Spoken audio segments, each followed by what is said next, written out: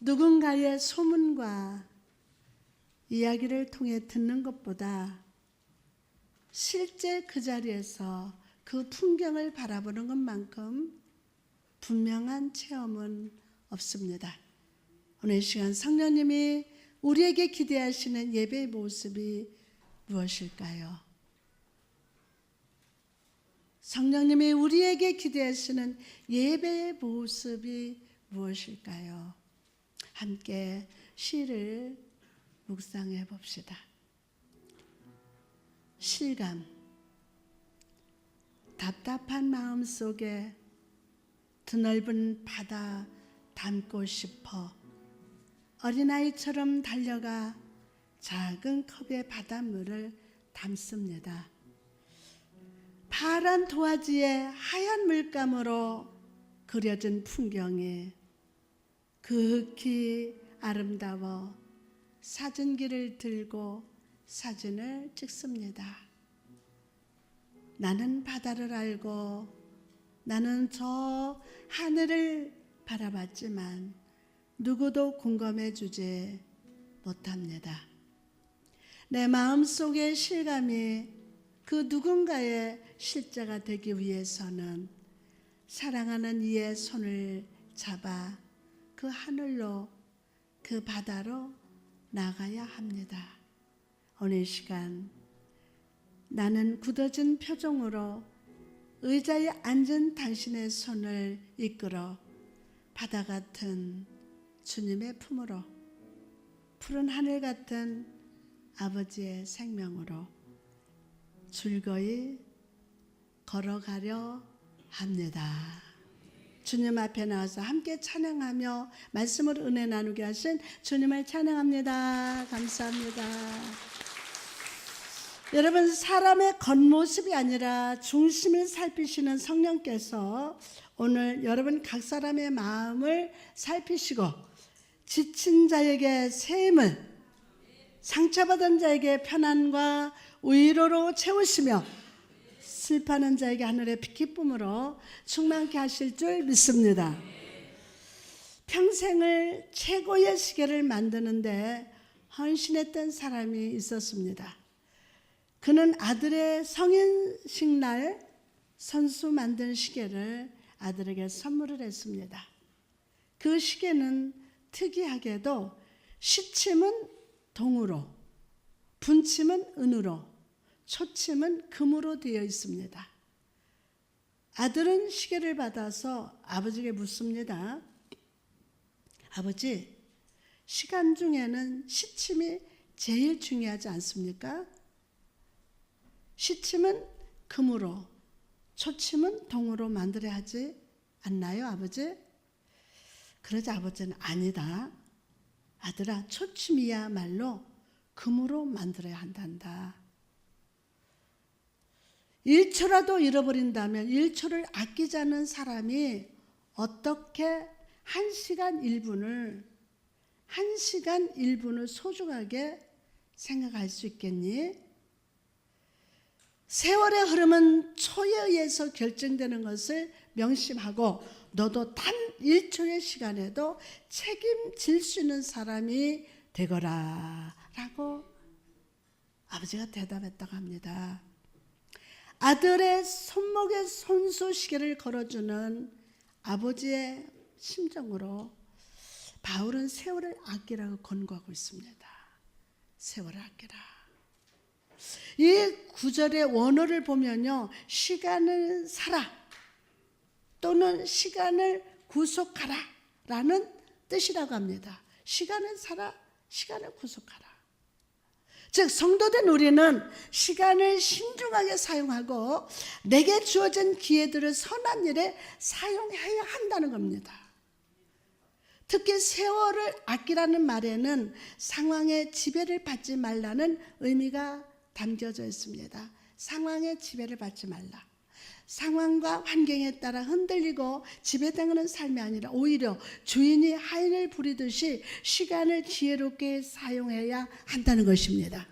바울은 이 구절을 통해서 시간의 귀중함을 상기시키는데 돈은 없어져도 다시 벌 수 있고 집이나 직장도 다시 열심히 노력하면 다시 살 수 있지만 지나간 시간은 아무리 노력하고 힘을 다해도 다시 얻을 수 없기 때문이에요.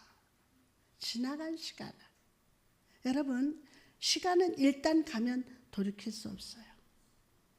그러므로 하나님이 여러분에게 주신 이 시간을 어떻게 사용할지를 성령께 지혜를 구하시기 바랍니다.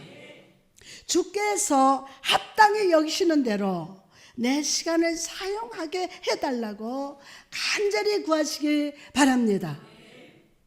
그렇다면 우리가 세월을 낭비하지 않고 하나님이 내게 주신 금과 같은 시간을 잘 사용하기 위해서 기억해야 할 진리가 무엇입니까? 첫째로 잊을 것은 잊고 붙잡기 위해서 전진해야 한다. 시작. 잊을 것은 잊고 붙잡기 위하여 전진해야 합니다. 잊을 건 잊고 붙잡기 위해서 전진해야 된다. 많은 주의 자녀들이 수많은 시간들을 과거의 상처, 과거의 실패, 과거에 누렸던 축복들을 구려하는데 허비하고 있어요. 과거의 상처, 과거에 누렸던 내가 이렇게 살았던 사람인데 과거의 실패, 과거에 누렸던 그 축복들을 그리워하면서 허비한다는 거예요. 내가 옛날에 모든 일 잘 풀리고 많은 사람들의 인정을 받으면서 살았는데 지금 현재 내 모습은 너무 처량하다라고 생각하며 살아갑니다. 그래서 타향을 그려요. 타향살이 몇 해 둔고 그러면서 막 그려와요.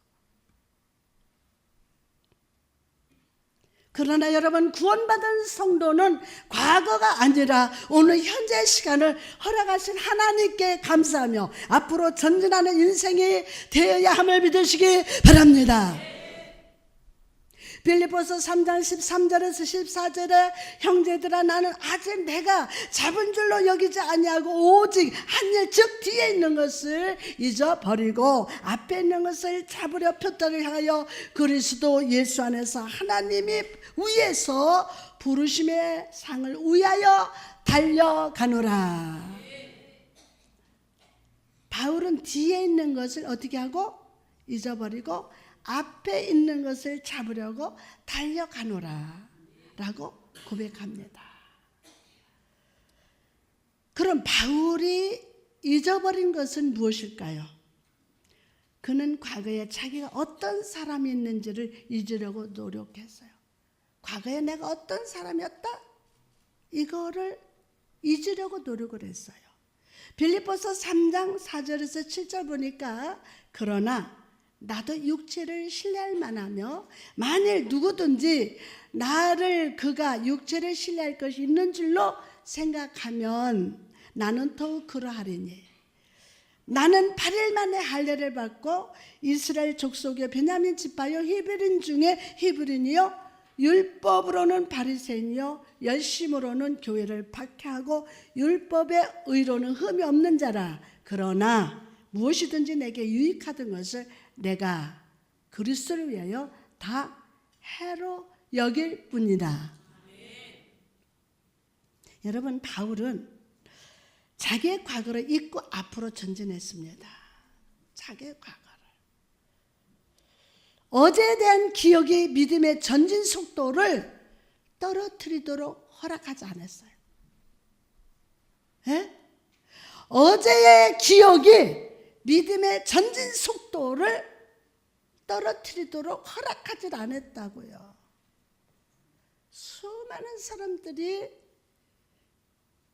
어제의 기억, 과거의 기억 속에서 믿음의 전진 속도를 얼마나 떨어뜨리게 하는지 몰라요.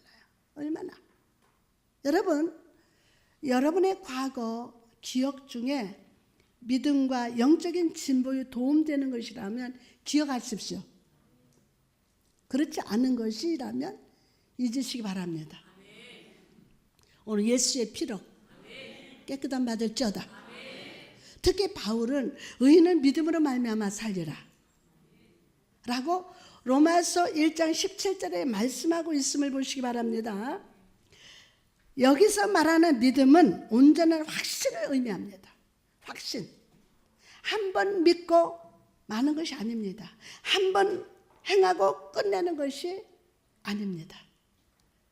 언제나 항상 주님을 붙잡고 따르겠다는 온전한 확신임을 믿으시기 바랍니다.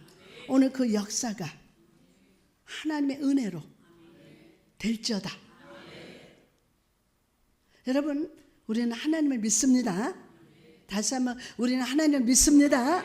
그 아들 예수 그리스도를 믿습니다.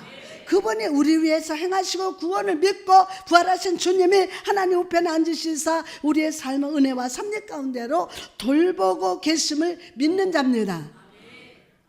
그러므로 우리는 하나님이 우리에게 주신 축복의 약속들에 대해서 확신을 갖고 조금 더 흔들리지 말아야 돼요. 뭐를 갖고? 확신을 갖고 조금 더 흔들리지 말아야 합니다. 아멘 합시다. 흔들리지 말아야 돼요. 때때로 우리에게 은혜가 메마르고 영적 느낌이 전혀 느껴지지 않을 때가 찾아오더라도 우리는 믿음으로 살아야 돼요. 뭐로 살아야 돼요? 믿음으로 살아야 돼요. 토마스 아켄피스는 말하기를 주님이 그분의 위로를 내게서 거둬 가시면 나는 노래하고 싶은 마음마저 사라진다. 참 무서운데 여러분, 성령님이 여러분 안에서 빠져나가면 지옥이에요. 여러분의 가정에서 성령님이 빠져나가면 지옥이에요. 이 세상에서 성령이 빠져나가면 완전히 주님이 그분의 위로를 내게서 거둬 가시면 나는 노래하고 싶은 마음마저 사라진다.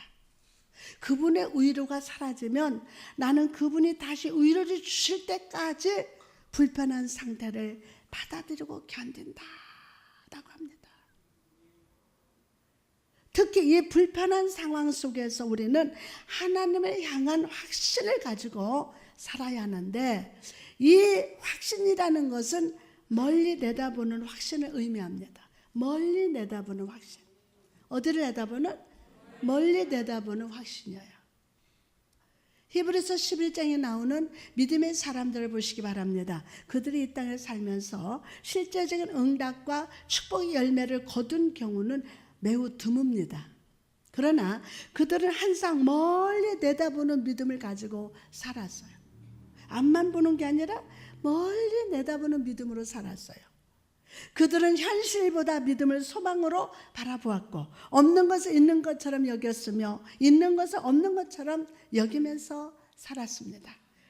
여러분, 만약 여러분이 100원짜리 1000원짜리 보석에 만족하신다면 주님은 당장이라도 주실 수 있어요. 그것에 100원짜리 1000원짜리에 만족한다면. 그러나 정말 크고 위대한 축복들을 주기 원하신다면 때때로 여러분을 기다리게 하시고 다시 한번 기다리게 하시고 큰 축복을 받을 만한 자로 연단시켜 주심을 잊지 마시기 바랍니다. 긴 안목을 가지고 바라보시기 바랍니다. 미래를 기대하며 믿음으로 가지시기 바랍니다. 특히 믿음과 소망을 가지고 살기로 결단한다면 과거로 돌아가려는 테러를 차단하십시오. 과거로 돌아가려는 테러를 오늘 차단합시다.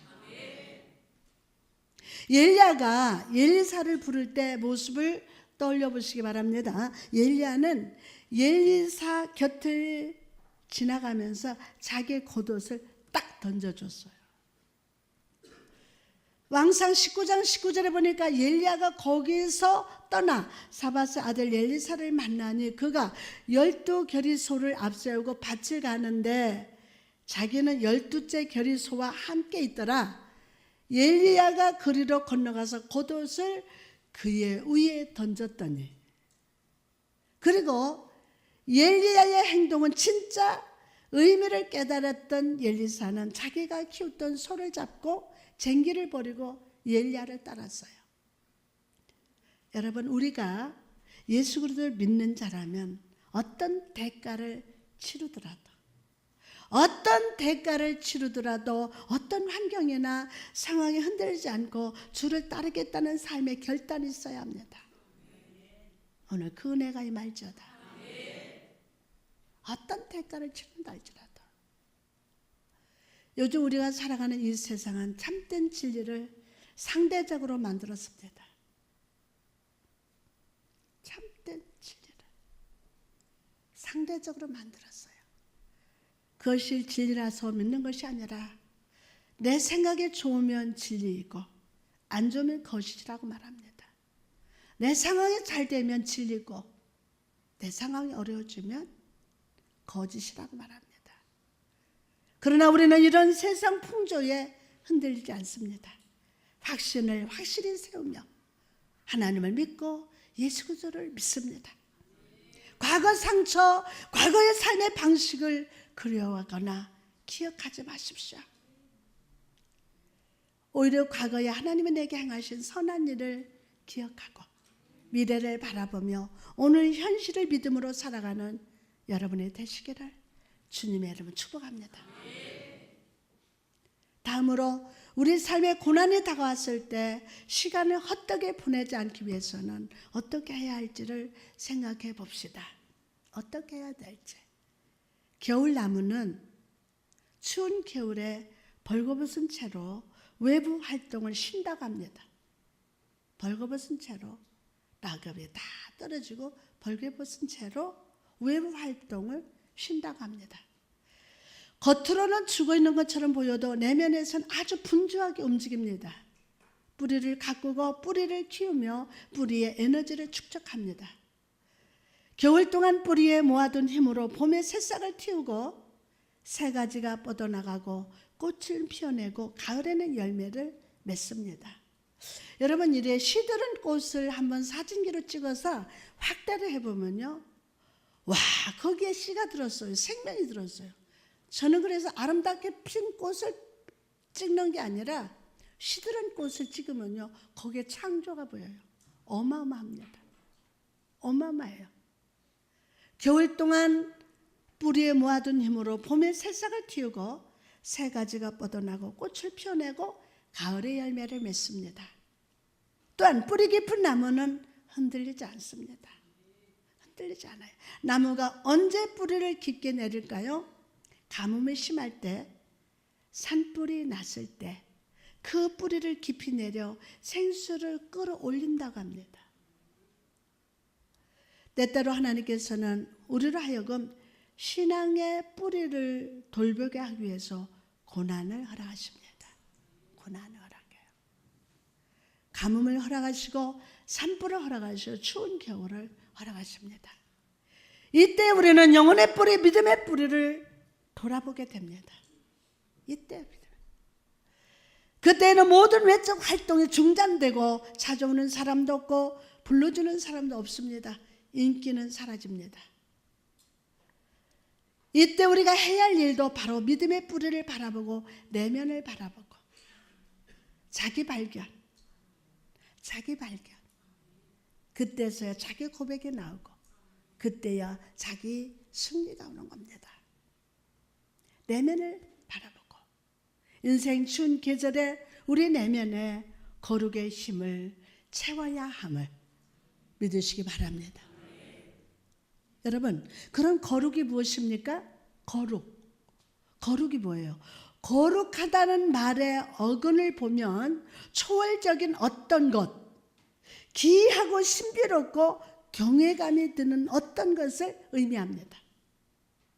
자, 거룩하다는 것은 다른 세계가 있다는 것을 인식하는 생각이에요. 거룩하다. 여러분 내면에서, 여러분 자신에서 거룩을 발견할 수 있어요? 이 세상에 거룩을 발견할 수 있어요? 구석구석 살펴봐요? 없어요. 거룩하다는 것은 다른 세계가 있다라는 것을 인식하는 생각이에요. 하나님의 사람들에게 임해서 머무르는 신비로운 성질입니다. 오늘 이 거룩이, 아멘, 다른 세계 저 위에서 부어주시는 그 은혜가 여러분 각자에게 머무를지어다. 무엇보다 세상 사람들과 우리를 구별하는 특별한 특징이에요. 거룩. 모세가 시내산에 내려왔을 때를 한번 떠올려 보시기 바랍니다. 산에 내려오기 전에 그는 40일을 하나님과 함께 있었습니다.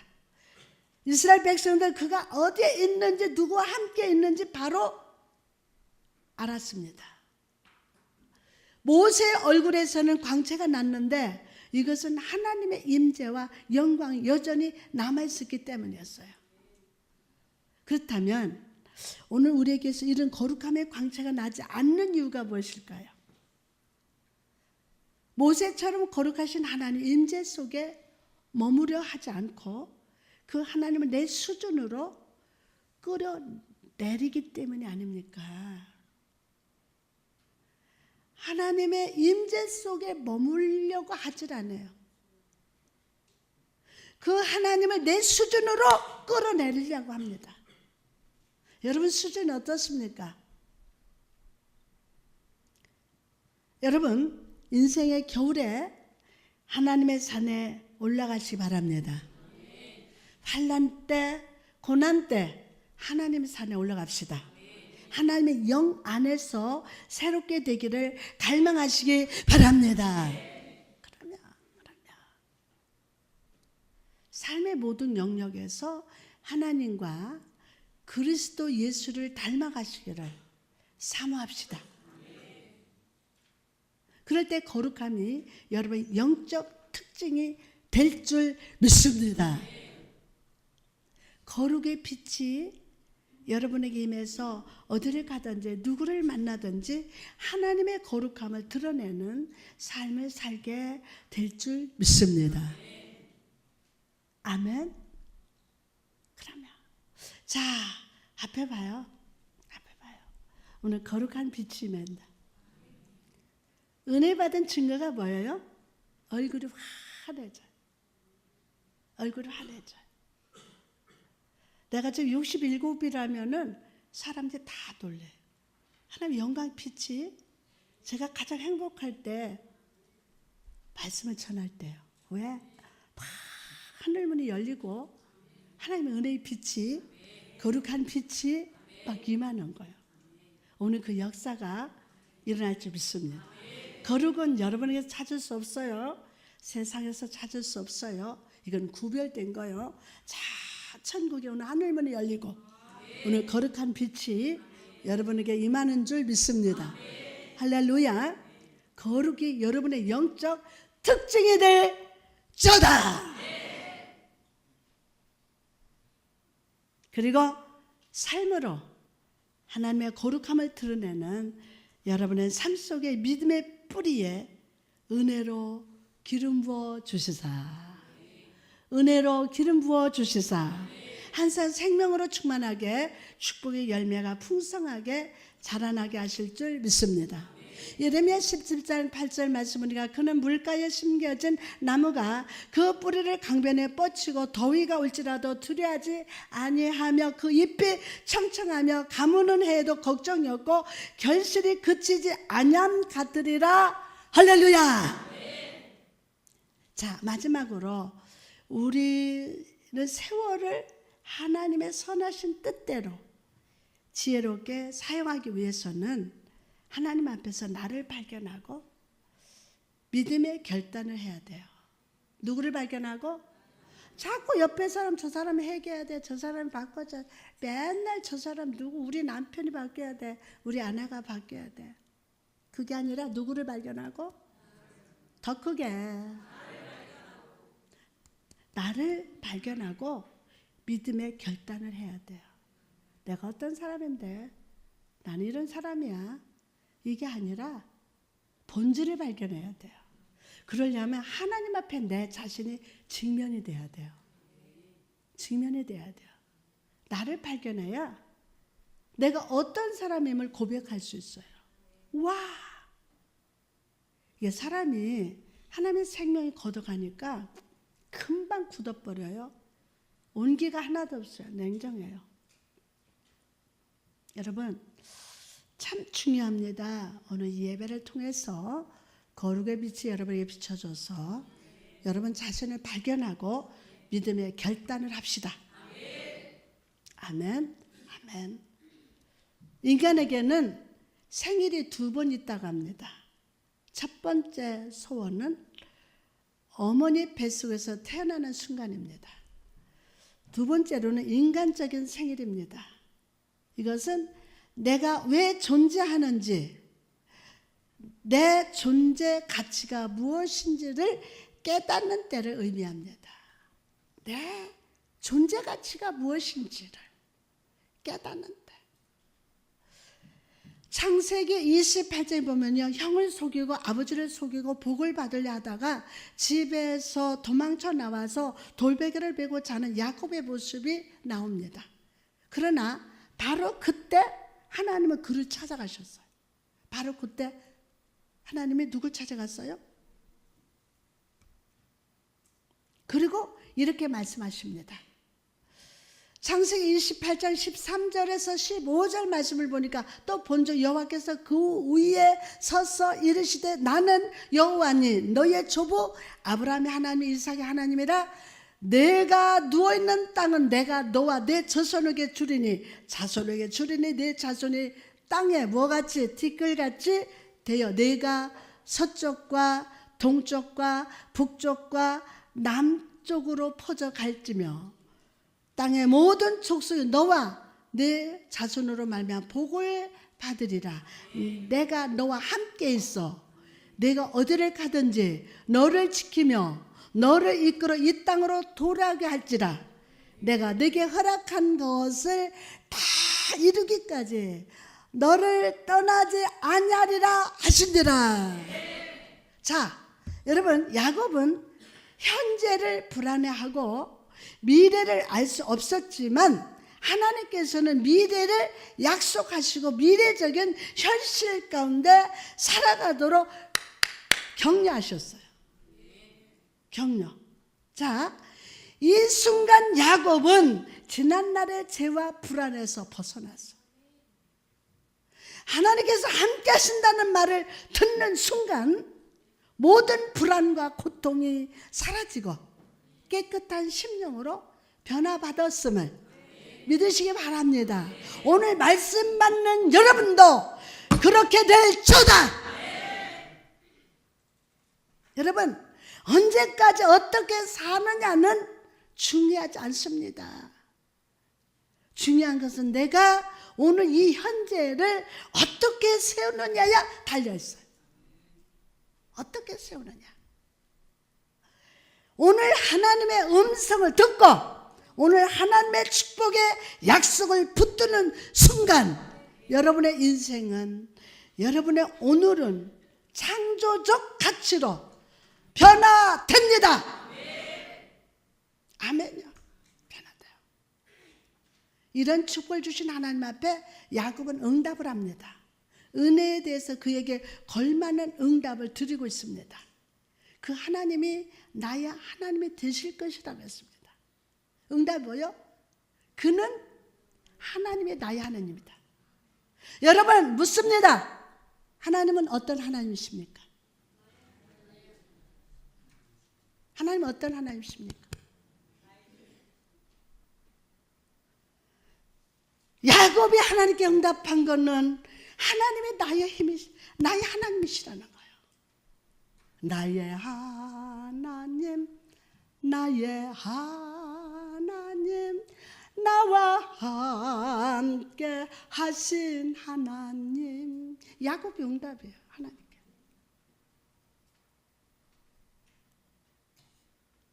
오직 하나님만 섬기겠다고. 하나님은 나의 하나님이십니다. 오직 하나님만 섬기겠습니다. 야곱이 하나님께 응답했어요. 그가 벨가에 누웠던 돌 위에 기름을 붓고 베들이라고 이름을 했습니다. 여러분, 하나님께서는 과거의 실패와 상처, 두려움의 자리에 누워있는 우리에게 평강이요 축복의 미래를 들고 찾아오십니다. 찾아오세요. 찾아오세요. 의미를 잃어버린 여러분의 시간 속에 오늘 현재 속에 영원한 축복의 가치로 기름 부어 주심을 믿으시기 바랍니다.